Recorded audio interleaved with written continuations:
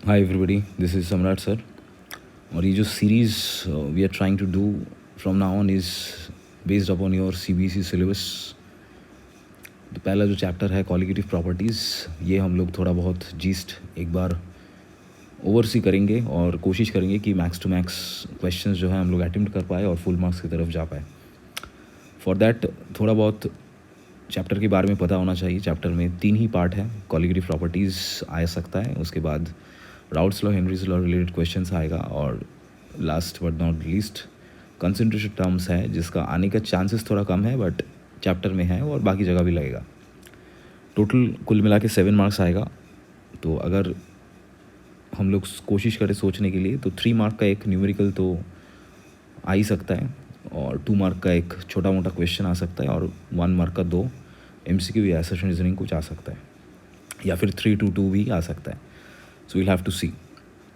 तो स्टार्ट करेंगे हम लोग जो मोस्ट इंपॉर्टेंट पोर्शन है कॉलिगेटिव प्रॉपर्टीज़, उससे ही। I hope everybody knows what is colligative properties which depend upon number of solute particles, quantity of solute particles उसके ऊपर डिपेंड करता है। 4 ही है सिलेबस में। Relative lowering of vapour pressure, osmotic pressure, elevation of boiling point, depression of freezing point. तो यहाँ से छोटा मोटा क्वेश्चन दे भी सकता है, नहीं भी दे सकता है कि lowering of vapour pressure is not a colligative property, relative lowering is. तो हम लोग जानते हैं the properties which are proportional to mole fraction of solute या number of solute particles, those are only colligative properties. Similarly molarity ये सब भी colligative properties है नहीं। These are terms use to express colligative properties. तो सबसे पहले numerical type questions में आते हैं। ये हम लोग थोड़ा बहुत करने के बाद will move on to the descriptive questions. First question let's see. Molarity दिया हुआ है, aqueous solution of aluminium chloride freeze करता है, वो टेम्परेचर दिया हुआ है -0.068। बोला है कि परसेंटेज डिसोसिएशन निकालो। केफ वाटर का दिया गया है, केफ का यूनिट भी हम लोग को याद रखना है, केल्विन केजी पर मोल या केल्विन पर मोलल। तो एल्यूमिनियम क्लोराइड का सबसे पहले अकॉर्डिंग टू द क्वेश्चन हम लोग आई निकाल लेते हैं। Del T F is i K F M.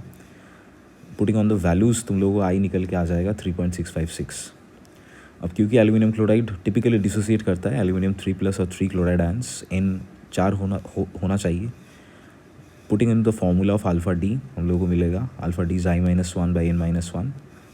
तो वो करके 0.885 आ रहा है, जो दिखा रहा है कि 88.5% डिसोसिएट होना चाहिए aluminium chloride. Very typical question. तो ड्यूरिंग द जब मैं हम लोग बोल रहे हैं ये चीज़ हम लोग कर रहे हैं, you can solve it by pausing the video, या फिर सोल्यूशन एक बार देख के ज़रूर एक बार कॉपी में कर लेना, ठीक है। All these are very important, might come in exams. Next जो क्वेश्चन है देखो, boiling point of 0.2 molal solution of non electrolyte in water दिया गया है, ठीक है। तो नॉन इलेक्ट्रोलाइट क्या होता है, आई गेस वो हम लोग को पता है, which is I factor we will take 1, does not dissociate into solute particles. कुछ एग्जाम्पल्स लिखा है, यूरिया, ग्लूकोज, सुक्रोज। तो ये कैसे निकालेंगे, डेल टी वी का फॉर्मूला जो है IKBM, KB यहाँ पे याद रख सकते हो, या फिर water for water specifically which is the value is 0.52 kelvin kg per mol. तो इसको लिखो del T V, and since I is 1, if you put the values you will get 0.104। अब क्योंकि पूछा है बॉइलिंग पॉइंट, तो boiling point TB dash is TB0 plus del T V. तो normally water boil करता है 100 डिग्री सेल्सियस में, तो उसको प्लस करना है 0.104। So correct answer should B 101, so 100.104 degree Celsius. इसको चाहे तो तुम लोग केल्विन में भी कर सकते हो, but instead of 100 then you should take 373.15। एक चीज़ बहुत ध्यान से देखना है, इस चैप्टर के लिए हम लोग 373 ले सकते हो, बट करेक्ट होगा अगर इफ़ यू टेक 373.15, क्योंकि for this chapter even small minute del T V, del T F things will effect the molar mass और अदर थिंग्स। तो हम लोग को एग्जैक्ट वैल्यू लेना ही उचित होगा, ठीक है। थर्ड जो है फ्रीजिंग पॉइंट दिया गया है of 0.2 molal solution of non electrolyte in water. ये कैसे निकालेंगे, so Kf again the value should be known to us 1.86 Kelvin kg per mole. Hopefully CBC will give it to us. Same formula, I will be 1, and if you put the values you will get the del T F. Now यहाँ पे जो चीज़ है पहले वाले में और इसमें डिफरेंस क्या था, TF dash is TF0 minus del T F, क्योंकि डिप्रेशन हो रहा है तो final temperature will be -0.372 degree Celsius, ठीक है। सेम थिंग केल्विन में कर सकते हो, but freezing point of water जो है 273.15 लेके करना है, ठीक है। Coming to the next question number 4, 5% by mass solution of glucose is isotonic with 1% solution of substance X, molar mass क्या है निकालो।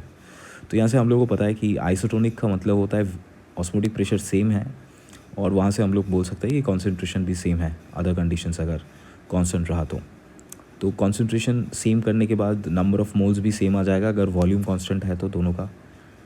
तो उस हिसाब से if we take the values, number of moles of glucose will be equal to the number of moles of substance X, और moles हम लोग जानते हैं कि given mass by molar mass if you put then will get the corresponding value of molar mass of X as 36 gram per mol. तो ये एक simple question है, 1 और 2 मार्क में आ सकता है। Next, when 2.5 gram of non-volatile solute was dissolved in 50 ml water, it gave a boiling point elevation of 0.52. Calculate molar mass of solute. Very typical question है। तो यहाँ से हम लोग फॉर्मूला लगाएंगे डेल्टी B i K V M, non volatile solute कुछ बोला नहीं है, i equal to 1 will put, molality को will write W2/M2 in 2000/W1। अब क्योंकि वाटर 50 ml है उसको लगभग 50 ग्राम मान के चलेंगे क्योंकि डेंसिटी ऑफ वाटर इज़ 1 ग्राम पर सीसी। सो वही चीज़ फॉर्मूला पे अगर हम लोग वैल्यूज़ को पुट करेंगे तो मोलर मास ऑफ सोल्यूट आ जाएगा 50 ग्राम per mole.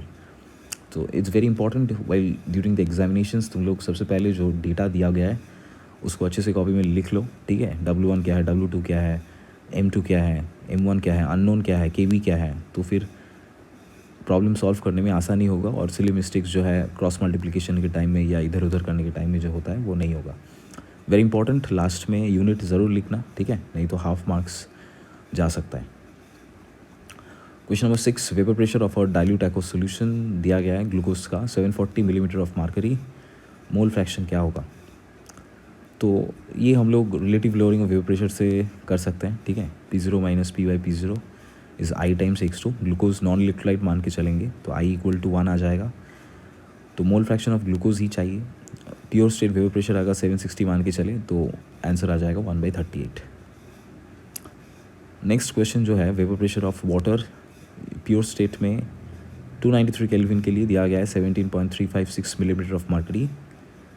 Calculate vapour pressure of aqueous solution when 20 gram glucose is dissolved in 500 gram of water. तो यहाँ पे हम लोग कुछ चेंजेस कर रहे हैं, ठीक है। सोल्यूट, नॉन वोलेटाइल सोल्यूट को डाल रहे हैं तो वेपर प्रेशर घटना चाहिए, ठीक है। Decrease relative lowering of vapour pressure.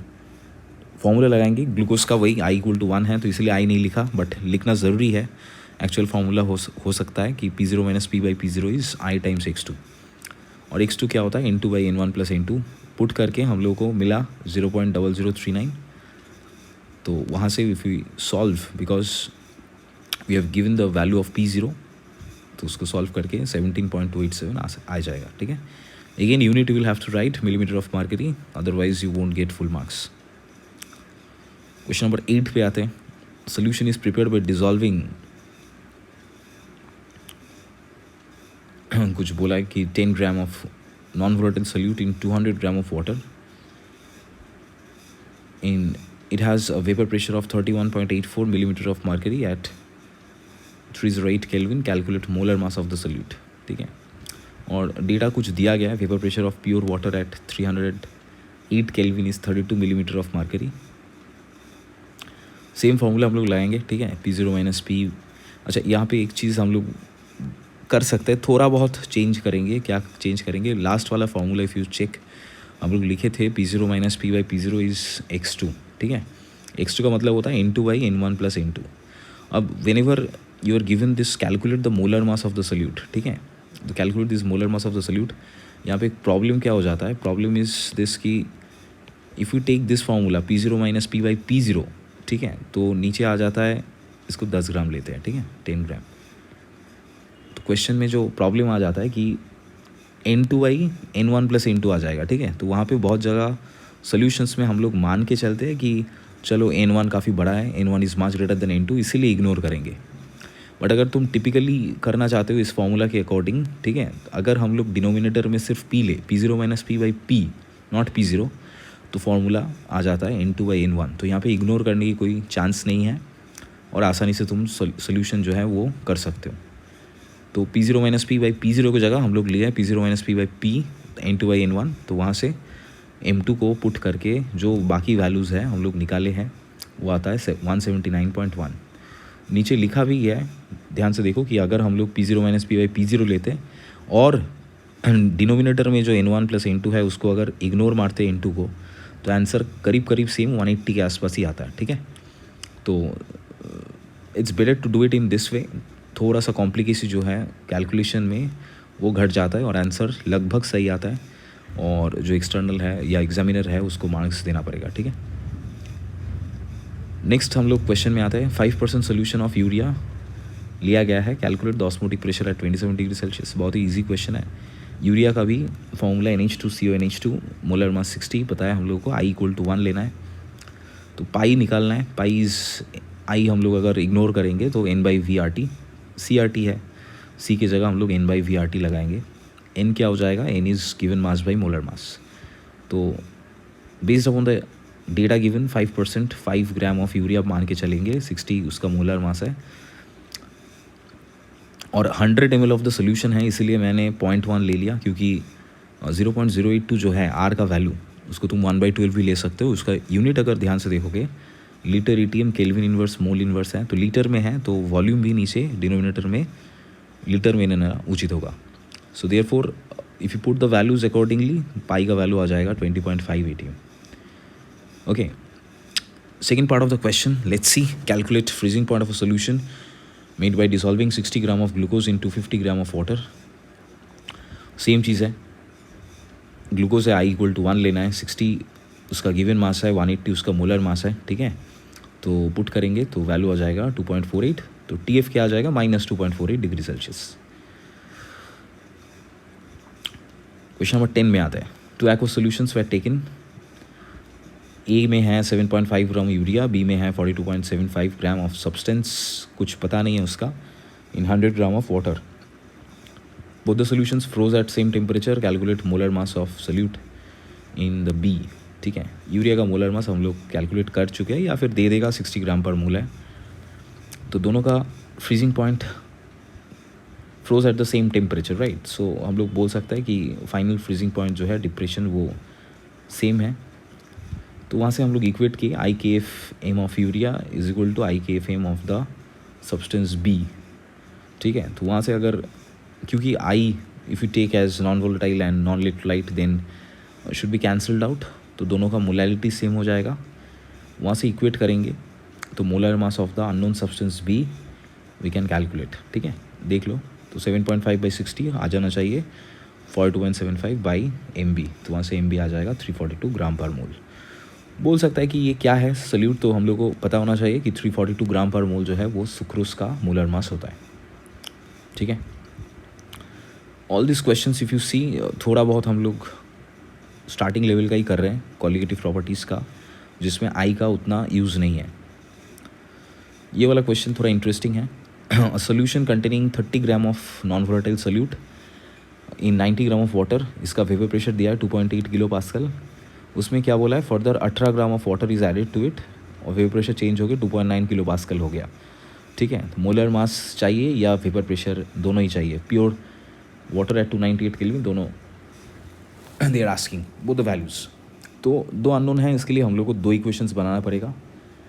Case 1 मैंने वही सेकेंड वाला इक्वेशन लिया, मतलब P0 minus P by P0 नहीं लिया, P0 minus P by P, ताकि मेरा जो साइड वाला टर्म है वो N2/N1 आ जाए और मेरे को कुछ इग्नोर करना ना पड़े। तो इसके अकॉर्डिंग पहला वाला केस में देखो, P0 माइनस 2.8 बोला है। ठीक है, तो as a vapour pressure of 2 exactly 90 gram of water, पहला जो डेटा दिया है देखो 2.8 किलो पास्कल दिया गया है। तो उस हिसाब से मैं जो फर्स्ट इक्वेशन है उसको बना चुके हैं। If you check this one 2.8 kilo pascal दिया गया है। ठीक है, तो ये केस 1 ये आ जाएगा P0 minus P by P is equal to this. ठीक है, तो वहाँ से M2 का एक हम लोग एक्सप्रेशन निकालेंगे। सिमिलरली केस 2 में क्या बोला है, तो वेपर प्रेशर वो डेटा सिर्फ हम लोग को 2.8 की जगह 2.9 लेना है। ठीक है, फॉर द अदर सब्सटेंस। ठीक है, तो उस हिसाब से P0 minus 2.9/2.9 that will B 30/M2 into 18/108। अब ये 18 जो है वो molar mass, this is the molar mass of water, वो कांस्टेंट है दोनों में। और 108 क्यों, क्योंकि मैंने 18 ग्राम इंक्रीज़ किया, सो दैट इज़ 90 + 18। ओके, तो यहाँ से हम लोग दो इक्वेशंस है, दो इक्वेशन में से सॉल्व करेंगे। सॉल्व करके देखो बहुत ही simply, you will be able to calculate P0, and once you calculate P0 you can put the value in any of the equation 1 और इक्वेशन 2। हम लोग इक्वेशन 1 में वैल्यू पुट किए हैं to get the value of M2, which is the molar mass of the solute। ठीक है, so this will be answer number 1 and this is your answer number 2। तो basically क्या है, दो केसेस हैं, दो इक्वेशंस हैं, दो अननोन हैं, सॉल्व करोगे तो निकल जाएगा। बहुत ही आसान सवाल है बट कंसेप्चुअल है, देख लो, आ सकता है। नेक्स्ट जो है, non volatile solute X, molar mass उसका 50 है, when dissolved in 78 gram of benzene reduce the vapour pressure to 90%। ये बहुत इंपॉर्टेंट है, देख लेना, ये 2 दिया गया है कि बाई दिया गया है। ठीक है, 290%। Calculate the mass of x dissolved in the solution. तो हम लोग इनिशियल वेपर प्रेशर P0 मान के चलते हैं, फाइनल वेपर प्रेशर क्या हो जाएगा, 90% घटा तो 90% पे जाके घटा। ठीक है, तो 90% ऑफ P0। ठीक है, so it is 0.9 P0 will write.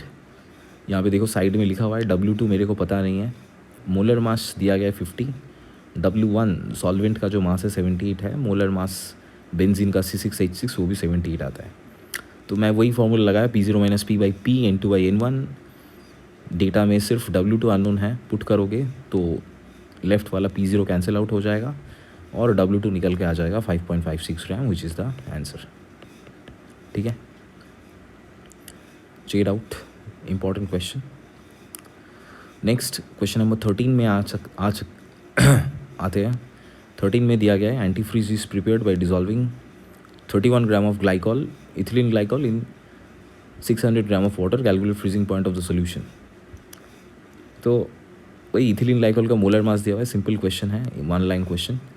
तो इसको सोल्यूशन है बहुत ही सिंपल है, ΔTF IKFM, आई को 1 मान के चलेंगे, KF दिया हुआ है, molality W2/M2 31/62 times 1000 by the mass of water which is the solvent 600 put करोगे तो आ जाएगा। अगेन TF पूछा है फ्रीजिंग पॉइंट, तो फिर तुमको माइनस में देना है answer. Okay, because it's 0 - 1.55, so unit के साथ हम लोग आंसर लिखेंगे। क्वेश्चन नंबर 14 में आते हैं। Some ethylene glycol is added to a car's cooling system with 5 kg water. If freezing point is -15 degrees Celsius, calculate boiling point। तो freezing point boiling point calculate करने के लिए सबसे पहले हम लोग दो इक्वेशंस बनाएंगे, ΔTF is KFM, ΔTV is KBM। तो दोनों में मोलैलिटी कांस्टेंट है, तो ΔTF/KF should be equal to ΔTV/KB। अगर सोल्यूशन सेम है उसका मोलैलिटी भी सेम होगा, तो उसको इक्वेट कर लेंगे तो ΔTV आ जाएगा विच इज़ 4.19 डिग्री सेल्सियस। तो बॉइलिंग पॉइंट पूछा है तो 100 + 4.19 करेंगे तो it is 104.19 degree celsius. Question number 15 में आता है, calculate the mass of ascorbic acid vitamin C to be dissolved in 75 gram of acetic acid to lower the melting point by 1.5 degree celsius. मान के चलते हैं कि विटामिन C जो है उसका रिक्वायर्ड मास है x ग्राम, मोलर मास हम लोग निकाल चुके हैं 176 ग्राम पर मोल। नॉन इलेक्ट्रोलाइट है, 1 पकड़ के चलेंगे I का वैल्यू, ΔTF हो जाएगा KF टाइम सेम। अननोन सिर्फ W2 है, W2 को इक्वेशन में डालेंगे, बाकी सब डेटा पुट करेंगे। 1.5 × 75 × 176 बाई 3.9 × 1000 तो आ जाएगा 5.07 gram. So that will be the value of W2। ठीक है, सोल्यूशंस मैं पहले से ही कर के रखा हूँ जो इंपॉर्टेंट न्यूमेरिकल्स है, ताकि तुम लोगों का टाइम पास ना हो। अच्छे से क्वेश्चंस को पढ़ो, देखो, अगर स्लॉट में है, अगर लगता है हो जाएगा तो नेक्स्ट क्वेश्चन में आगे बढ़ो, और लगता है नहीं होगा, थोड़ा कन्फ्यूजन लग रहा है, तो वीडियो को पॉज करो, एक बार खुद सॉल्व कर लो, देखो हो रहा है कि नहीं हो रहा है, and then you can check it out. ठीक है, 10% solution. Question number 16, 10% solution by mass of sucrose has a freezing point of 269.15 kelvin, calculate freezing point of 10% glucose. तो सुक्रोज 10% का दिया गया है फ्रीजिंग पॉइंट, ग्लूकोज 10% का क्या होगा। ठीक है, तो इस वाले प्रॉब्लम जो होता है, इस वाले प्रॉब्लम में हम लोग को सोल्यूशन एक्वस है कि नहीं है बोला नहीं है कुछ। ठीक है, यहाँ पे सपोज बोल भी दिया है वाटर है, बट ये थोड़ा जो if you now put the cave value is 1.86 तो यहाँ पे काम नहीं बनेगा, ठीक है। तो क्वेश्चन में ऐसा दिया गया था, बट ज़रूरी नहीं है कि ये वाटर दे दे, तो इसको मैं ये वाला टर्म को हटा देता हूँ, ठीक है, वाटर को। तो ऐसा अगर क्वेश्चन आएगा तो इसका मेन ऑब्जेक्टिव हो जाएगा कि तुमको के एफ या जो भी कांस्टेंट है, क्रायोस्कोपिक भी कांस्टेंट, फ्रीजिंग पॉइंट दिया इसलिए, बॉइलिंग पॉइंट देगा तो यूलियोस्कोपिक कांस्टेंट की भी तुमको निकाल लेना है सबसे पहले, ठीक है। तो जैसे हम लोग को पता है कि वो 1.86 आता है, वो ज़रूरी नहीं है कि हर बार आए, depending on temperature difference. Okay, so let's calculate the Kf using the condition 1। तो कंडीशन 1 में हम लोग देखें कि केफ का वैल्यू जो है, केफ हम लोग आसानी से निकाल सकते हैं। Del T F is Kf time M molality का डेटा सब दिया है, 10% सोल्यूशन है सुक्रोज का, तो गिवन मास 10 है। अब 10% का मतलब क्या होता है, 10 gram of sucrose is there in, say for instance 100 gram of the solution. So 100 gram of the solution में 10 ग्राम उसका हट गया, तो सॉल्वेंट जो है वो कितना है, वो 90 ग्राम होगा, ठीक है। तो 90 ग्राम पुट कर लिए, W1 का वैल्यू, क्वेश्चन में वाटर दिया था इसीलिए वो मैटर नहीं करता यहाँ पे। So if you just put the value you will get the value of Kf यहाँ पे आ गया 12.32 केल्विन पर मोलल। वही चीज़ हम लोग नेक्स्ट वाला जो दूसरा केस है उसमें डाल देंगे। दूसरा केस में ग्लूकोज है 10 ग्राम, उसका मोलर मास भी पता है 180,000/90, वो सब डेटा सेम होगा। जस्ट डेल टी एफ का वैल्यू हम लोग को निकालना है, डेल टी एफ निकाल लेंगे, इट विल गेट एज 7.6। तो यहाँ से तुम केल्विन में निकाल सकते हो आराम से, ठीक है। 273.15 से डिडक्ट कर दोगे तो you will get the data in kelvin. वैसे ही टाइप का क्वेश्चन एक दिया गया है, so same things but the value is of different thing. हम लोग को करना वही है, सबसे पहले केफ निकालना है या केफ के जगह सब्सटीट्यूट करके हम लोग को आंसर निकालना है, ठीक है, what ever way you like. This is a very famous question. एक बार तो ऑब्वियसली क्वेश्चन नंबर 18 तुम लोग देखे ही होगे through out your preparation. 2.56 gram of sulfur was dissolved in 100 gram of CS2. The freezing point was lowered by 0.383 Kelvin. Calculate the molecular formula of sulfur Sx. तो इसका answer सबको पता होता है कि 8 होगा, ठीक है। तो ऑब्वियसली ये अगर आ गया तो आंसर तुमको पता है, अगर नहीं मिल रहा है तो means you are doing some calculation mistake. Freezing point depression से आ सकता है, मोलर मास कैलकुलेशन के हिसाब से, ऑस्मोटिक प्रेशर से भी दे सकता है, whatever they give you, just you will have to calculate the molar mass M2 जो है, ठीक है, of the solute. So del T F यहाँ पे हम लोग केफ इंटू मोलालिटी का फॉर्मूला से M2 निकाले, M2 आ गया 256। हम लोग को पता नहीं है कितना सल्फ़र है, एक्स अमाउंट ऑफ सल्फ़र है, हर एक सल्फ़र का मास होता है 32, तो डिवाइड कर लिए तो 8 आ जाएगा। So this will be the formula of the sulphur, okay, S8 rhombic sulphur जो है। क्वेश्चन नंबर 19 में आते हैं। Solution of 0.1 molar of sodium sulphate is dissolve to the extent of 95%, what will be the osmotic pressure, ठीक है। तो 95% अगर है तो अल्फ़ा का वैल्यू 0.95 हम लोग लेके चलेंगे। सोडियम सल्फेट टिपिकली अगर फुली डिसोसिएट होता है तो n का वैल्यू 3 आना चाहिए, तो i का वैल्यू हम लोग निकाल लेंगे डिसोसिएशन के लिए, अल्फ़ा ऑफ n-1 + 1, तो ये आ गया 2.9। पूरा 3 नहीं आया तो इसलिए पाई का वैल्यू जो है वो थोड़ा चेंज होगा। पाई विल भी यहाँ पे ICRT वैंटा फैक्टर लगाना है। सो 2.9 इंटू 0.1 मोलैरिटी दिया हुआ है, आर का वैल्यू 1/12 या 0.082 यू कैन टेक। केल्विन में टेम्परेचर लेना है हमेशा 27 डिग्री सेल्सियस, तो यूनिट आ जाएगा ATM में, क्योंकि हम लोग आर का वैल्यू जो है लीटर ATM में लिए हैं। क्वेश्चन नंबर 20 पे आते हैं। 20 osmotic pressure of a solution containing 3.5 gram of dissolve protein in 0.5 litre of a solution is 0.035 ATM, ये सब दिया गया है। Calculate molar mass of protein, very important question. ये हम लोग को पता भी है कि मोलर मास ऑफ प्रोटीन हम लोग ऑस्मोटिक प्रेशर मेथड से ही कैलकुलेट करते हैं, बट उसका नॉन इलेक्ट्रोलाइट लेंगे तो I = 1 आ जाएगा, तो pi = CRT formula will have to put.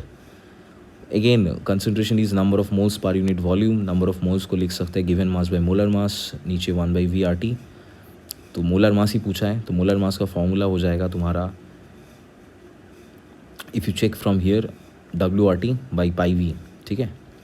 तो all the datas if you put तो एक बड़ा वैल्यू आएगा, आना भी चाहिए, घबराना मत, बिकॉज प्रोटीन या मैक्रोमोलिक्यूल्स का मोलर मास kg में ही आता है, ठीक है। सो रफली 50.84 kg will be the answer. Question number 21 में आते हैं। 19.5 gram of fluoroacetic acid dissolved in 500 gram water, depression in freezing point is observe to be 1 degree Celsius, calculate the degree of dissociation, ठीक है। अब डिसोसिएशन एसिड्स का भी और एक वेरी इंपॉर्टेंट थिंग कि वाटर में एसिड्स डिसोसिएट करता है, कार्बोक्सिलिक एसिड जो भी है, ठीक है। बट अगर हम लोग ऑर्गेनिक सॉल्वेंट्स ले लिए, वहाँ पे डाइमराइज कर जाते हैं, वहाँ पे एसोसिएट करता है, तो कार्बोक्सिलिक एसिड दो ही कर सकता है। और हमेशा हम लोग को याद रखना है कि एसोसिएशन के लिए I should be less then 1 and dissociation के लिए I should be greater then 1। तो यहाँ पे जो डेटा गया है उसके हिसाब से del T F I K F M लगाएंगे। तो डिग्री ऑफ डिसोसिएशन पूछा गया, तो इसलिए सबसे पहले आई निकाल लेना है, ठीक है। आई बहुत इंपॉर्टेंट है, और डिसोसिएशन हो रहा है तो ऑब्वियसली आई का वैल्यू कुछ भी हो जाए ग्रेटर देन 1 ही आने वाला है, ठीक है। तो डेल टी एफ 1 दिया गया है 78, whatever datas are there हम लोग लगा चुके हैं। W1 500 लिए, KF 1.86 केल्विन kg पर मोल, गिवन मास 19.5 कर लिए, तो 1.075 आएगा। तो परसेंटेज वाइज ये आ जाएगा 7.5% डिसोसिएट हुआ है। अल्फ़ा का वैल्यू विल बी 0.075। तो अगर डिग्री पूछा तो अल्फ़ा तक लिखेंगे, और अगर परसेंटेज ऑफ डिसोसिएशन दिया है तो 7.5% will have to write. Next question number 22 पे आते हैं। Calculate the freezing point of a solution when 2 gram of sodium sulphate was dissolved in 50 gram of water considering complete dissociation. तो complete dissociation बोला है, sodium sulphate पूरा dissociate हो जाएगा, ठीक है। Na2SO4 Na2SO4 तो 2Na प्लस और SO4 2 माइनस, तो आई का वैल्यू 3 हो जाएगा। KF दिया गया है, W2 दिया गया है, M2 दिया गया है, M2 142 है, 1000 बाई मास ऑफ सॉल्वेंट 50 है, तो del T F will be 1.57। So final answer should be -1.57 degree celsius. ये सब क्वेश्चन जो है क्वेश्चन नंबर 22-23, अगर फुल डिसोसिएशन बोला या कुछ भी है तो आई का वैल्यू जो है नंबर ऑफ पार्टिकल्स के हिसाब से हम लोग लगा देंगे। CaCl2 का सेम क्वेश्चन है, calculate amount of CaCl2 to be added to 500 gram of water to lower the freezing point by 2 kelvin. तो डेल टी एफ 2 है, आई इक्वल टू 3 है, W2 निकालना है, मोलर मास ऑफ CaCl2 111 आता है, तो W2 अगर निकालोगे तो 19.89 या 19.9 ग्राम के आसपास आ जाएगा। सिंपल क्वेश्चन, बट आने का चांसेस सिंपल क्वेश्चंस का हाई होता है। ये सब क्वेश्चन MCQ में भी आ सकता है, 2 मार्क में भी आ सकता है। Calculate freezing point of a solution when 1.9 gram of MgCl2 dissolved in 50 gram of water undergoing 80% ionisation. तो 80% है, मीन्स अल्फ़ा का वैल्यू 0.8 दिया गया है। MgCl2 का अगर हम लोग ओवरऑल देखेंगे तो Mg2 प्लस और 2Cl माइनस होना चाहिए, तो इनका वैल्यू आना चाहिए 3। तो वहाँ से I equal to alpha n-1 + 1 लगाएंगे तो I का वैल्यू आ जाएगा 2.6। So del T F will put the value I 2.6, KF 1.86 time molality अलग से निकाल सकते हो, यहाँ पे डेटा डायरेक्टली पुट करके निकाल सकते हो। गिवन मास है 1.9, मोलर मास 95,000 बाई 50, तो आ गया 1.93। बेंजोइक एसिड का जो क्वेश्चन है ये भी आ सकता है, आ भी चुका है पहले बहुत बार, ठीक है। तो इसको अच्छे से करना है। 3.9 gram of benzoic acid dissolve in 49 gram of benzene shows a depression in freezing point of 1.62 kelvin. Calculate the वैंट of factor, predict nature of solute. Nature of solute ये आई का वैल्यू जो आएगा उस हिसाब से हम लोग को डिसाइड करना है, ठीक है। तो बेंजोइक एसिड का मोलर मास 122 ग्राम पर मोल आ चुका है, ठीक है, वी हैव कैलकुलेटेड, और ये याद भी रखोगे तो अच्छा होगा। सो आई का वैल्यू जो है that will be this del T F into M2 into W1 by KF times W2 into 1000। ये सब डेटा पुट करके इफ़ यू चेक आई का वैल्यू आ जाएगा 0.506। अब आई का वैल्यू लेस देन 1 आ चुका है, तो हम लोग बोल सकते हैं कि ये जो है एसोसिएशन होता है। एसोसिएशन क्यों होता है? क्योंकि carboxylic acids non aqueous medium में इंट्रामोलिकुलर जो हाइड्रोजन बॉन्डिंग होता है, intermolecular hydrogen bonding 2 carboxylic acid units मिलके, ठीक है, तो that thing happens. Okay, so if you check, यहाँ पे छोटा करके मैं बोल भी सकता हूँ कि सपोज़ 2 कार्बोक्सिलिक एसिड यूनिट्स अगर हैं, ठीक है, सो द थिंग इज ऐसा,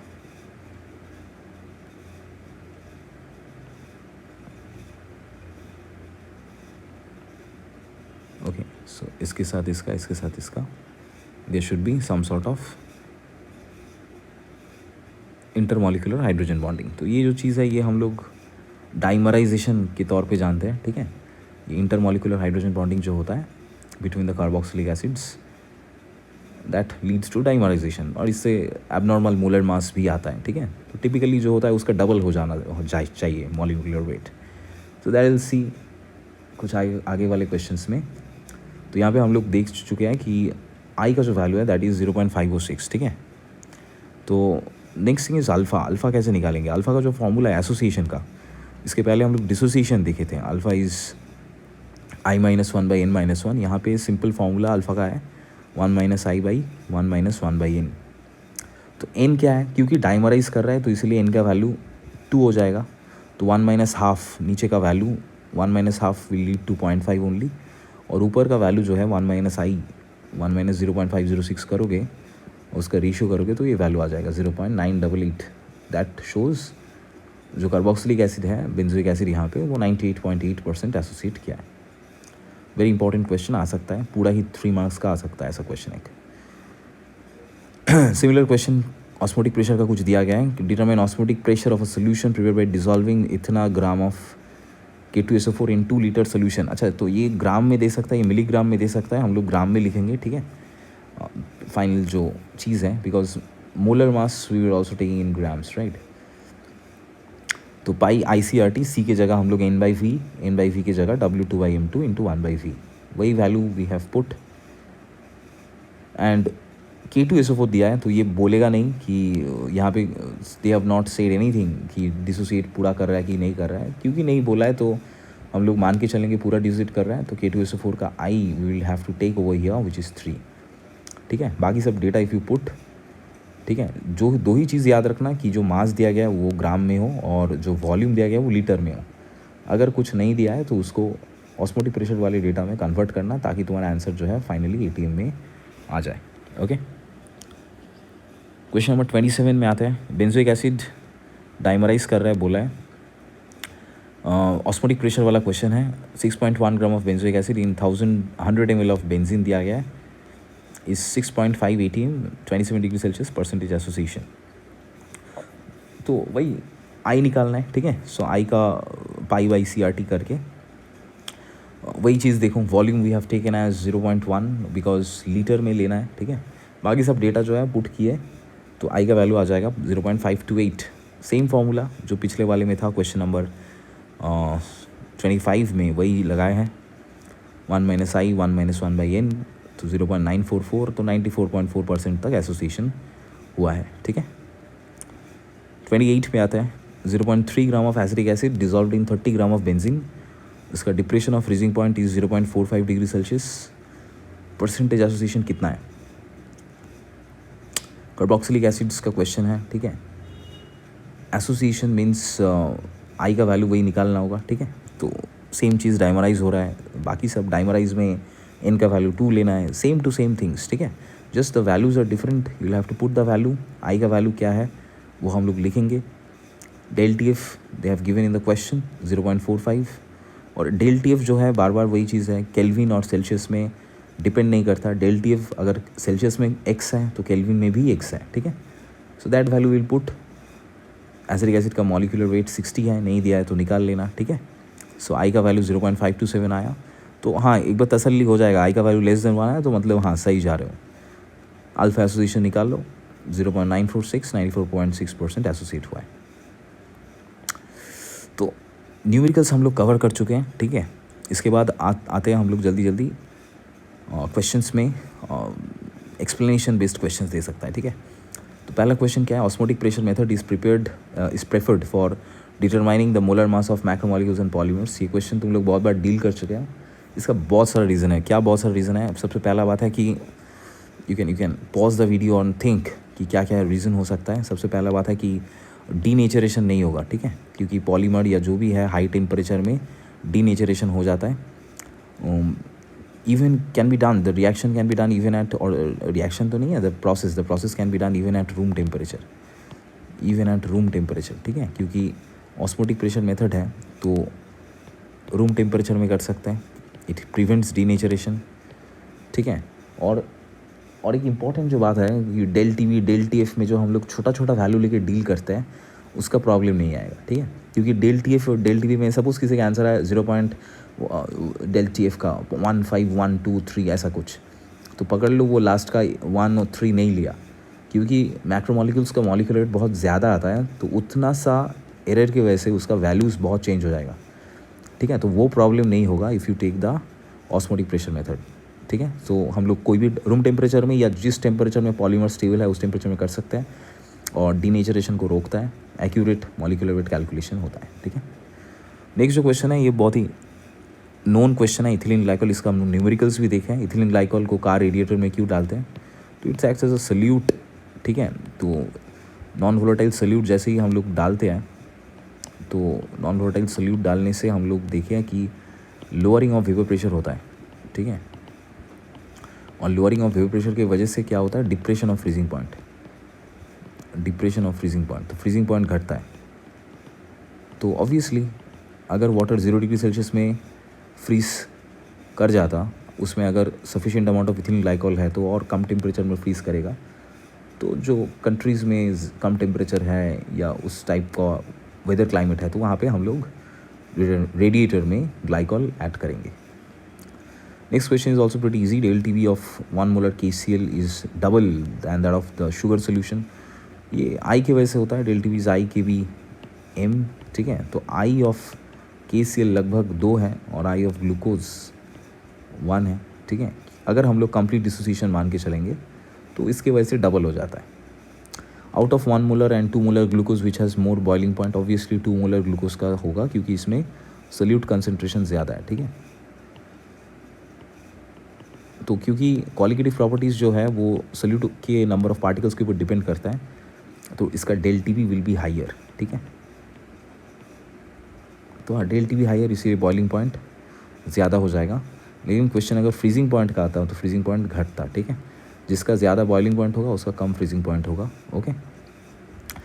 camphor is used as solvent to determine molar mass of the salute.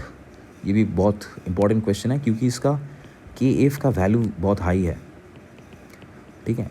KF का वैल्यू अगर सॉल्वेंट का हाई होगा, लगभग मेरे को जितना याद है वो 40 के आसपास आता है, केल्विन kg पर मोल, तो 39-40 के कुछ आसपास आता है। तो हाई वैल्यू ऑफ KF की वजह से हम लोग जो है वो डेल TF क्यू का जो यूनिट है वो तो IKFM है, तो KF का वैल्यू अगर हाई होगा तो डेल TF भी ठीक ठाक तौर पे आना चाहिए। इसीलिए मोलर मास एम से जो मोलर मास हम लोग कैलकुलेट करते हैं W2/M2 इंटू 1000/W1, तो M2 calculation will be pretty decent enough, ठीक है। एरर कम रहेगा, ठीक है, बिकॉज ऑफ द फैक्ट कि KF is high. NaCl is use to melt ice on frozen roads. वही चीज़ है कि NaCl I लगभग 2 है, कंप्लीट डिसोसिएशन की वजह से डेल TF इज़ IKFM, तो फ्रीजिंग पॉइंट को घटाएगा, ठीक है। So it will allow water to freeze at sub zero temperature, lesser than zero temperature, तो इसीलिए मेल्ट कर जाएगा। नेक्स्ट जो क्वेश्चन है, HgI2 is added to aqua solution of KI, freezing point increases. हाँ, तो सल्यूट डालने से freezing point should decrease, depression होना चाहिए, ठीक है। तो यहाँ पे क्या देख रहे हैं, यहाँ पे इंक्रीज हो रहा है, ये उल्टा हो जा रहा है। क्यों हो रहा है, ड्यू टू कॉम्प्लेक्सेशन, सिंपल सा कारण है, ड्यू टू कॉम्प्लेक्सेशन, ठीक है। So due to complexation number of particle decreases and hence freezing point जो है वो डिक्रीज की जगह इंक्रीज कर जाता है, okay. Solute number of solute particle will decrease rather than increasing. What happens when RBCs are added to 0.9% NaCl। ये जो है ये आइसोटॉनिक है, ठीक है। RBC is isotonic with 0.9% NaCl, तो आइसोटॉनिक में नो चेंज होगा। 1.2% है तो ये हाइपरटॉनिक है। हाइपरटॉनिक मीन्स जिसका कंसनट्रेशन ज़्यादा है। तो RBC जो है, RBC से क्या हो जाएगा, ऑस्मोसिस में हम लोग क्या देखें, वाटर का मूवमेंट होता है, सॉल्वेंट पार्टिकल्स मूवमेंट। तो सॉल्वेंट जो है वो आउटर मूवमेंट करेगा, ठीक है, water will move out and this phenomena is called as exosmosis. तो एक्सॉस्मोसिस की वजह से तो ये जो है ये फ्लैक्सिड हो जाएगा, या फिर जो है ये सेल जो है वो छोटा हो जाएगा, राइट। प्लाज्मोलाइसिस, हाँ। 0.4% NaCl जो सोल्यूशन जो है ये हाइपोटॉनिक है। हाइपोटॉनिक मीन्स इसमें सॉल्वेंट ज़्यादा है, तो RBC के अंदर पानी जाएगा, राइट। सेल के अंदर इनवर्ड मूवमेंट हो जाएगा वाटर का, तो ये स्वेलिंग हो जाएगा, स्वेलिंग या फिर टर्जिट जो भी बोलो, सो दैट विल हैपन, ठीक है बायोलॉजी का क्वेश्चन बट केमिस्ट्री में देता है इस चैप्टर में। रिवर्स ऑस्मोसिस क्या है, स्टेट एप्लीकेशन। तो ऑस्मोसिस, रिवर्स ऑस्मोसिस बहुत ही इंपॉर्टेंट फैक्ट है, ठीक है। तो applied pressure if it is greater then the osmotic pressure, ठीक है, तो फिर रिवर्स ऑस्मोसिस हो जाएगा। रिवर्स ऑस्मोसिस में हम लोग क्या जानते हैं कि solvent moves from concentrated to dilute, ठीक है। तो ये जनरली वाटर प्यूरिफिकेशन में काम आता है। This phenomena can be use to purify water. तो ये सब जो चीज़ है ये थोड़ा देख लेना, ठीक है। नॉर्मली क्या होता है, नॉर्मली इफ़ यू अच्छा सेमी परमेबल मेम्ब्रेन का एग्जांपल्स देख लेना। और नॉर्मली क्या होता है, नॉर्मली अगर ये सपोज डर्टी वाटर है और दिस इज़ प्योर वाटर, तो प्योर वाटर क्योंकि इसमें सॉल्वेंट कॉन्सेंट्रेशन ज़्यादा है, इस साइड से इस साइड मूवमेंट होता है, दैट इज़ ऑस्मोसिस, ठीक है। बट अगर मेरा applied pressure is more than osmotic pressure, तो इस साइड से इस साइड मूवमेंट होगा। किसका? वाटर का। सल्यूट कभी मूव नहीं करता है, ठीक है। सल्यूट कभी मूव नहीं करता है, सॉल्वेंट ही मूव करता है। तो क्योंकि सॉल्वेंट डर्टी से प्योर की तरफ मूव कर रहा है तो प्यूरीफाई हो रहा है। So that is the application. Next question है 32। Benzoic acid shows observed molar mass of 180 gram, calculate the percentage of association. ये हम लोग किए हैं, बट ये क्वेश्चन थोड़ा सा अलग क्यों है, क्योंकि इसमें ऑब्जर्व्ड मोलर मास दिया है। बेंजोइक एसिड का हम लोग कुछ देर पहले निकाले थे, calculated the theoretical molar mass that is 122। तो आई का वैल्यू 122/180 कर लेंगे तो आई का एक वैल्यू आ जाएगा। अच्छा, तो इसमें एग्जाम के टाइम में हो सकता है तुमको कन्फ्यूजन आ जाए, 180/122 कर सकते हो, ठीक है। तो थोड़ा सा बुद्धि लगाना कि क्वेश्चन में एसोसिएशन दिया है। एसोसिएशन होता कब है? जब आई का वैल्यू लेस देन 1 होता है। तो ऑब्वियसली 180/122 करोगे तो आई का वैल्यू ग्रेटर देन 1 आएगा, ठीक है। So the correct formula should be theoretical molar mass by the observed molar mass. ये कर लेंगे तो अल्फ़ा का वैल्यू हम लोग को सही सही आ जाएगा। वही पुट करो, आई once you calculate the value of I, alpha should be 1 minus I by 1 minus 1 by n। Answer आ जाएगा 64.6% एसोसिएशन। नेक्स्ट कुछ अरेंजमेंट का क्वेश्चंस दिया है, ठीक है। तो इसके लिए हम लोग मान के चलते हैं कि कुछ ABCD ले लेते हैं, ठीक है। तो चलो इसको ABCD मान के चलेंगे। तो 0.1 मोलर AlCl3 NaCl ग्लूकोज और K4 एफिशिएंसी 6 है। तो नंबर ऑफ पार्टिकल इसमें 4 आएगा, इसमें 2 ही आएगा, इसमें 1 ही है और इसमें टोटल 5 है। तो आई का वैल्यू सबसे ज़्यादा, आई ऑफ डिक्रीजिंग ऑर्डर बोला है तो आई डी सबसे ज़्यादा है, ठीक है। उसके बाद आई ए है, फिर आई बी है, लास्ट में आई सी है। नेक्स्ट में जो क्वेश्चन है देखो, सब सल्यूट भी सेम है बट कंसंट्रेशन अलग है। तो इसका दो डिफरेंट जगह में 2 आंसर्स हैं, तो बहुत ध्यान से सुनना इसका आंसर कैसे लिखना है। अगर मैं इसको ए मान के चलूँ, इसको बी मान के चलूँ और इसको सी मान के चलूँ, ठीक है। तो correctly if we try to explain, अगर मैं कंप्लीट डिसोसिएशन देख लूँ, ठीक है, कंप्लीट आयनाइजेशन देख लूँ, तो वो कंसंट्रेशन के ऊपर डिपेंड नहीं करेगा। तो i A equal to i B equal to i C मान के चलेंगे। एनसीईआरटी एग्जाम्पलर में क्वेश्चन है वो ऐसा ही लिखा हुआ है। बट अगर कंप्लीट नहीं हुआ, ठीक है, या फिर कुछ बोला नहीं है, नो इन्फो, ठीक है, मैं ऐसे मान लेता हूँ कि बाकी कुछ बोला नहीं है, नो इन्फो, तो जितना डाइल्यूशन होगा उतना नंबर ऑफ पार्टिकल्स ज़्यादा डिसोसिएट करेगा। तो उस हिसाब से i C should be greater than i B should be greater than i A, ठीक है। तो जितना डाइल्यूशन होगा यहाँ पे उतना ज़्यादा नंबर ऑफ पार्टिकल्स डिसोसिएट करेगा। तो ये this is according to the NCERT data. NCERT में देखना है, एक बॉक्स बना के दिया हुआ है, ठीक है। तो जितना मेरे को याद है NaCl या KCl का कुछ दिया होगा, तो वहाँ पे लिखा हुआ है कि जितना डाइल्यूशन हो रहा है उतना आई का वैल्यू बढ़ रहा है। बट ये वैलिड तभी है अगर कंप्लीट डिसोसिएशन के बारे में कुछ बोला ना हो तो। ओके, ठीक है। नेक्स्ट हम लोग आते हैं कि ये जो क्वेश्चन है K2SO4 NaCl urea K4 efficiency 6, boiling point का ऑर्डर क्या है, मेल्टिंग पॉइंट का ऑर्डर क्या है। तो वही चीज़ करते हैं, ABCD मान के चलते हैं।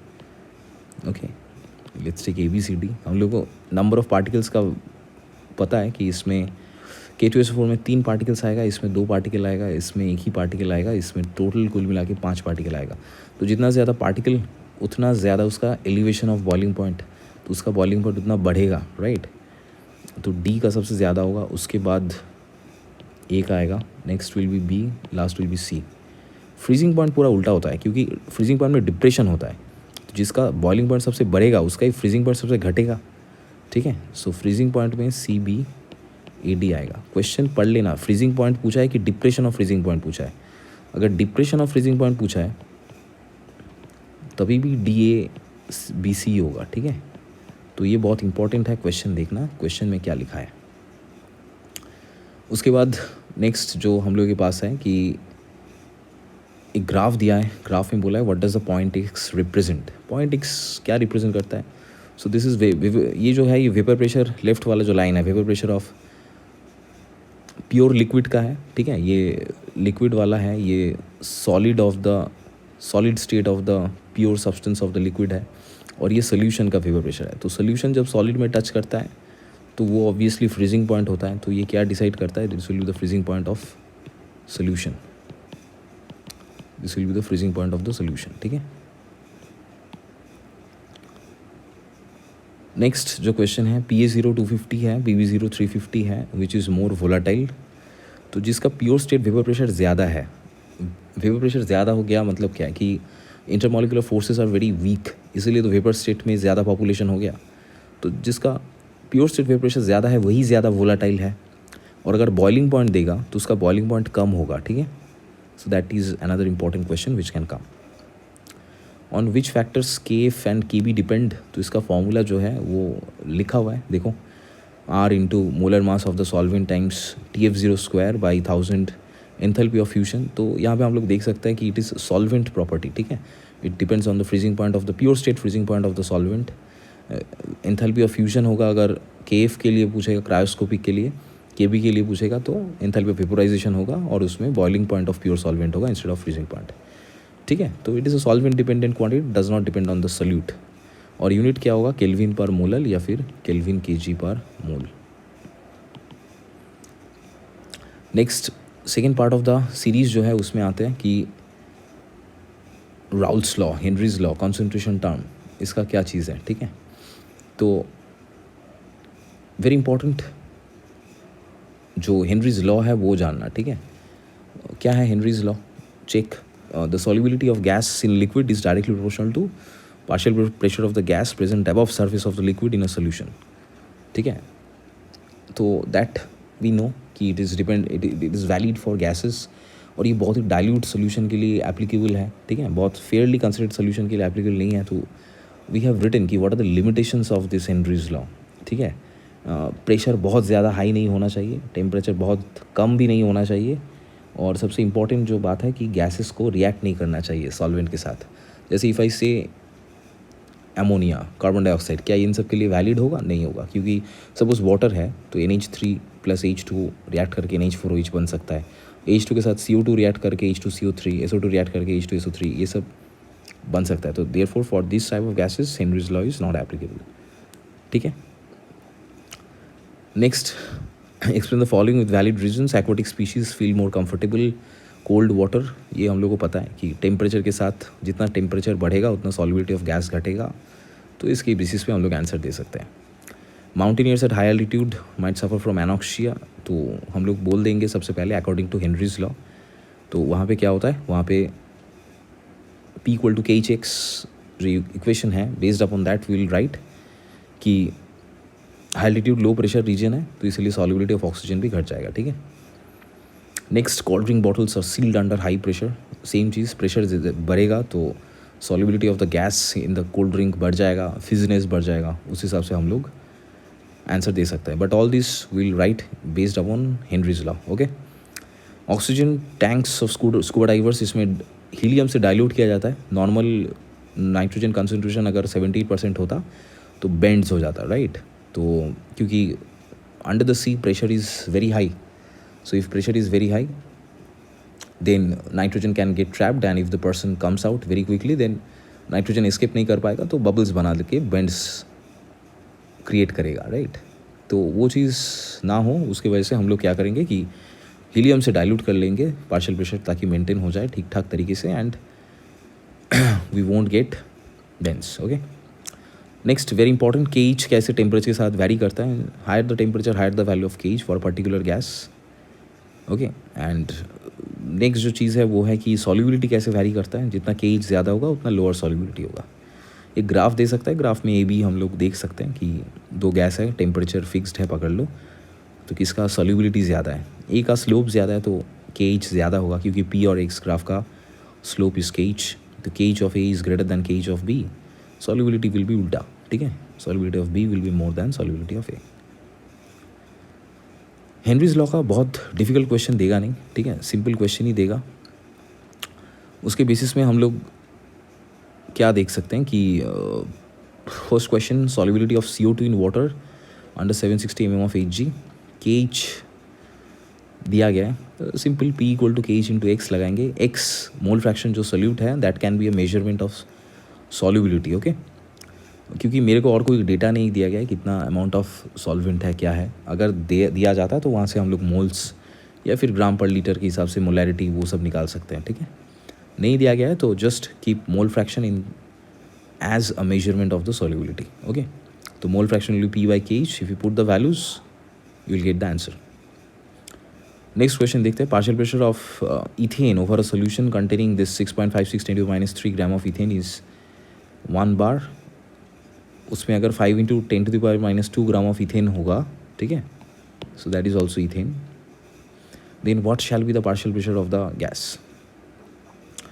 तो यहाँ पे दो केसेस बनता है, ठीक है, तो 6.56 × 10⁻³ इक्वल टू K × 1 पहले के लिए, दूसरे के लिए 5 × 10⁻² equal to K × P। The constant जो है कि मीन्स हेनरीज लॉ का एक जो एक्सप्रेशन है we can write it like this, okay, M equal to K × P, ठीक है, given mass the amount of the quantity of the substance of the gas dissolved in the liquid is directly proportional to partial pressure.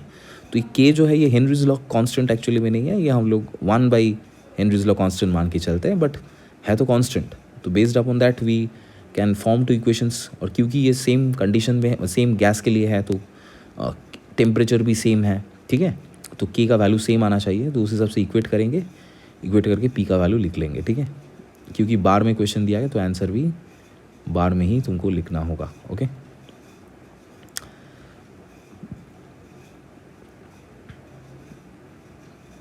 Next question is also very simple. Unknown gas X is dissolved in water at 2.5 bar pressure and has X equal to 0.04 in solution. Mole fraction of X when P is doubled at same temperature is. तो 2.5 पहला जो equation है 2.5 equal to KH into 0.04 और 5 equal to KH into X2, दो equations बनेगा, X2 निकाल ले सकते हो वहाँ से, ठीक है, वेरी सिंपल। नेक्स्ट जो चीज़ है वह राउल्ट्स लॉ। राउल्ट्स लॉ क्या है, for solution of volatile liquids partial vapour pressure of each component of the solution is directly proportional to mole fraction of the substance present in solution. Again is valid for ideal solution, very important, ये पूछता है कि किसके लिए Raoult's law applicable है, it is valid for ideal solutions, okay. Ideal solutions क्या है, characteristic उसमें आते हैं, तो जो टिपिकल इक्वेशन वाइज है P equal to P0 into X, P0 is the pure state vapour pressure, X is the obviously mole fraction of the component in the liquid phase, ठीक है। तो ये जो क्वेश्चन है, question number 7, can Raoult's law be considered as a special case of Henry's law. हाँ, definitely, ये दोनों equations लगभग सेम है, P equal to KH into x, P equal to P0 into x, और कब ये सेम हो सकता है, अंडर आइडियल कंडीशंस, ठीक है, when KH tends to P0 then only this two things can be equated, तो हम लोग बोल सकते हैं हाँ ये it is a special case. Ideal solution का कैरेक्टरिस्टिक्स पे आओ, they will follow Raoult's law across all concentration and temperature. जो most important thing is the type of interactions, A, B, AB, all type of solid solvent interaction should be same, similar type. They will have this del H mix 0, del V mix 0, ठीक है, मतलब कुछ heat change नहीं होगा, 50 + 50 अगर दो solutions add कर दिए नेट वॉल्यूम 100 ही रहेगा, ठीक है। एग्जाम्पल्स दिया गया, benzene, toluene, hexane, heptane, ethyl chloride, ethyl bromide, chlorobenzene, bromobenzene. Examples बहुत ध्यान से पढ़ के जाना है, because they can ask you who will not follow Raoult's law, who is not an ideal solution MCQ में। नॉन आइडियल सोल्यूशन में दो केसेस है, positive deviation, negative deviation. Positive deviation हम लोग को पता है कि सभी ग्रेटर होगा, डेल वी मिक्स पॉजिटिव होगा, डेल एच मिक्स पॉजिटिव होगा। पॉजिटिव का मतलब है कि एंडोथर्मिक ठंडा हो जाएगा सोल्यूशन, ठीक है। डेल वी मिक्स पॉजिटिव का मतलब होता है कि 50 + 50 अगर दो डाले हो तो हो सकता है 101, 102, 100 से ज़्यादा हो जाएगा। ठीक है, पार्शियल प्रेशर ज़्यादा हो जाएगा more than P A nought X A और P B nought X B, ठीक है। और ये क्यों होता है? क्योंकि वेपर प्रेशर बढ़ रहा है। वेपर प्रेशर बढ़ने का मतलब क्या है कि सॉल्यूट और सॉल्वेंट के साथ इंटरेक्शंस जो है वो ख़राब हो चुका है, ठीक है। So A B interactions are weaker, और जो ज़्यादा पॉजिटिव डेविएशन दिखाता है वो मिनिमम बॉइलिंग आइसोट्रॉप शो करता है, क्योंकि obviously boiling point, vapour pressure बढ़ता है मीन्स जल्दी जल्दी बॉयल कर जाएगा, राइट। तो the azeotrope will boil, azeotrope is very important topic, इसका डेफिनेशन एंड ऑल पढ़ के जाना। सो अंडर सर्टेन कॉम्पोजिशन इसको अगर तुम कंडेंस करोगे तो आइसोट्रॉप में क्या होता है कि दोनों जो सॉल्यूट सॉल्वेंट है उसका कंसंट्रेशन रह जाता है, ठीक है। So you can not separate out by simple fractional distillation, ठीक है। So that thing you read, और ये जो पॉजिटिव डेविएशन दिखाता है, ठीक है, so all they will form minimum boiling azeotrope. That means the azeotrope अगर से फॉर इंस्टेंस इसका एग्जाम्पल देखो, इथानॉल एसीटोन, तो इथानॉल का और एसीटोन का जो इंडिविजुअल बॉइलिंग पॉइंट है, आइसोट्रॉप का बॉइलिंग पॉइंट उससे कम होगा, ठीक है।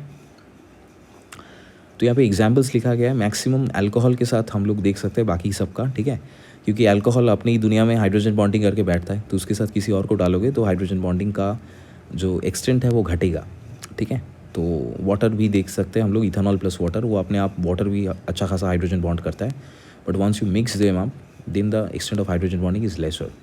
Carbon disulphide acetone important question है, पूछता है। कार्बन डाइसल्फाइड जो है वो एक, carbon disulphide if you look, ये नॉन पोलर है, ठीक है, नॉन पोलर, और एसीटोन पोलर है। तो नॉन पोलर में वैन डर वाल्स फोर्सेस लगता है, और एसीटोन में जो है वो डाइपोल डाइपोल इंटरेक्शंस वाला फोर्स काम करता है, ठीक है। तो क्योंकि दोनों को आप ऐड कर दे रहे हो तो इंटरमोलिकुलर फोर्सेस जो है वो वीकन हो जाएगा। Next come to the negative deviation. Negative deviation वाले में वी कैन सी दैट सभी चीज़ सेम ही है बट नेगेटिव में आएगा, ठीक है। Del H mix negative, del V mix negative, P will be less than P not A X A, P will be less than P V not X B. Exothermic का मतलब है कि heat release करेगा, so once heat is released that means गर्म हो जाएगा। और क्यों हो रहा है ऐसा? और del V mix is negative means contraction हो रहा है वॉल्यूम का, तुम कुछ ऐड किए, ठीक है, you are adding to substances, then what will happen, your net volume will decrease. Obviously A B type interactions will be stronger. हाँ, तो इसका सबसे इंपॉर्टेंट जो एग्जाम्पल है एसीटोन क्लोरोफॉर्म। एसीटोन क्लोरोफॉर्म आपस में अभी हाइड्रोजन बॉन्डिंग कर रहा है, इसलिए इंटरेक्शन स्ट्रॉन्ग हो रहा है, इसलिए इसका वॉल्यूम कॉन्स्ट्रक्ट हो रहा है, ठीक है। लार्ज नेगेटिव डेविएशन जो दिखाता है, तो नेगेटिव डेविएशन दिखाने का मतलब वेपर प्रेशर घट रहा है। वेपर प्रेशर घट रहा है मीन्स बॉइलिंग पॉइंट बढ़ेगा, so they will form maximum boiling azeotropes, very important. बाकी कुछ एग्जाम्पल्स वी हैव गिवन, ठीक है, एसीटोन क्लोरोफॉर्म के साथ phenol aniline, ether chloroform, benzene chloroform, all this will show this negative deviation from Raoult's law. Examples एक बार अच्छे से देख लेना। Next, very easy question. Vapor pressure of pure liquid X and pure liquid Y at 25 degrees Celsius are 120 mm of Hg, 160 mm of Hg. Equal moles of X and Y are mixed. Calculate vapor pressure. Equal moles दिया है तो दोनों का mole fraction half होगा। PT equal to P0 से P0B x भी करोगे तो हो जाएगा 120/2, 160/2. Final answer should B 140 mm of Hg. Next वाला एक क्वेश्चन देखते हैं। 1 mole of liquid A and 2 moles of liquid B has total vapor pressure of 40 torr. PA naught is 45, PV naught is 30. Comment on the solution. तो total pressure हम लोग निकाल लिए, एक का 1 मोल है, एक का 2 मोल है, तो ए का मोल फ्रैक्शन आ जाएगा 1/3, बी का मोल फ्रैक्शन आ जाएगा 2/3। तो पी नॉट ए एक्स से P not B X B अगर करोगे तो टोटल वेपर प्रेशर आ रहा है हम लोग का 25, जो आना चाहिए थियोरेटिकली, ठीक है, but finally what we can observe is 40, so it is greater, so that means positive deviation from Raoult's law is shown. एक कंसंट्रेशन रिलेटेड क्वेश्चन है। 49% of H2SO4 by mass has density of 1.8 gram पर cc. Calculate molarity and molality. तो इसको कैसे करेंगे? इसका जो simple तरीका है वो है कि एक फॉर्मूला आता है, मोलैरिटी इज मास परसेंट दिया है, ठीक है। So molarity is density into percentage into 10 by molar mass of the solute. तो डेंसिटी दिया गया 49%, तो 1.8 into 49 into 10 by molar mass of sulphuric acid, वो 98 आता है, ठीक है। So if you do, you should be able to get the value. You should be able to get the value.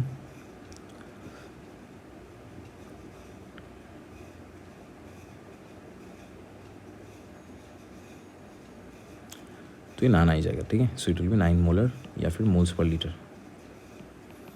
अब बोला कि मोलैलिटी, तो इसका डायरेक्ट फॉर्मूला भी है और समझ के भी कर सकते हैं, ठीक है. So what is the meaning of it? Molality का मतलब क्या है? सो 9 मोलर का मतलब होता है कि 9 moles of H2SO4 in 1 litre solution, ठीक है. सो अगर डेंसिटी 1.8 ग्राम पर ml है तो 1000 ml का आ जाएगा तुम्हारा 1800 ग्राम, ठीक है. तो इसमें से तुम्हारा मास ऑफ सल्फ्यूरिक एसिड कितना है?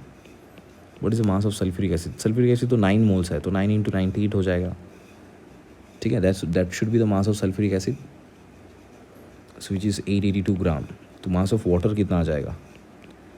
Mass of water should be this 1800 minus 882 if you do, तो ये आ जाएगा 918 ग्राम, ठीक है.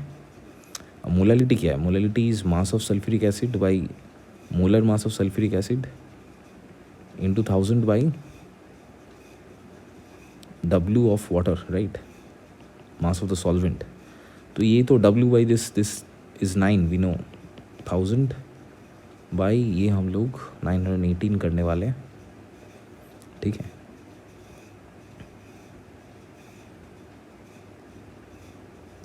So if you do you will get 9.8 molal या फिर मोल्स पर kg, ठीक है. और यहाँ से कंसंट्रेशन टर्म का ये एक पार्ट है, ठीक है. और इसको छोड़ के they can also give you this other questions like mole fraction क्या है, मोलैलिटी में डिफरेंस पूछ सकता है. और obviously we know that molality is temperature dependent on whereas molality is not, इसलिए कोलिगेटिव प्रॉपर्टीज़ में हम लोग मोलैलिटी को चूज़ करते हैं, ठीक है. और राउल्ट्स लॉ में जनरली देता नहीं है, बट अगर वेपर फेस कॉम्पोजिशन पूछा, ठीक है, so you should be able to do it using Dalton's law. Partial pressure is equal to total pressure into this mole fraction whatever we have used based upon that, ठीक है. तो अगर दिया तो hopefully you should be able to do it. बाकी most of the questions are covered, okay. तो यही देखो, hopefully you will be able to do good. और फॉलो द चैनल. हम लोग बाकी जो चैप्टर्स है उसका भी जो इम्पोर्टेंट क्वेश्चंस है अपलोड कर देंगे धीरे धीरे से, ठीक है. सो गो थ्रू, प्रिपेयर वेल और अच्छे से एग्ज़ाम दो.